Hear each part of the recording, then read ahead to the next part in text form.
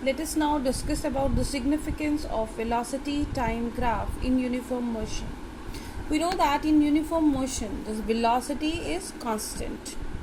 So velocity is constant means velocity is not changing, because in that case equal displacement is equal to equal interval of time. So it means the graph, if I want to draw, is time t taken along x-axis and velocity taken along the vertical axis, that is y-axis.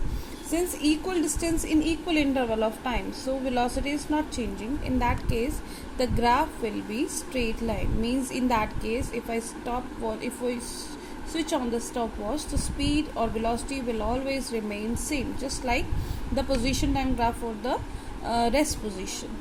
Now for this, let us now find out the significance from this graph. Let us consider the 2 points. These are, that this is C and D of the graph, and corresponding to these 2 points there are the times T1 and T2. Let us name that C1 and this is named as C2, and let the velocity is V here. It means if I write here it A and this is O. So in that case, OA is equal to CC1 is equal to DC2 is equal to V. And if I talk about this time interval, in that case, clearly if I see here, I can see here OC1 is equal to T1 and OC2 is equal to T2. So we know that the velocity is given by the displacement upon time. So from this graph we are having velocity component, we are having time component, so we can calculate the displacement. The displacement is equal to velocity into time. So velocity is what? Velocity is here V, which is equal to OC1, and time is T2 minus T1. Now if I write here, velocity is CD into CD, not CD, it is CC1 or DC2. So let us write it CC1, and time is C2C1.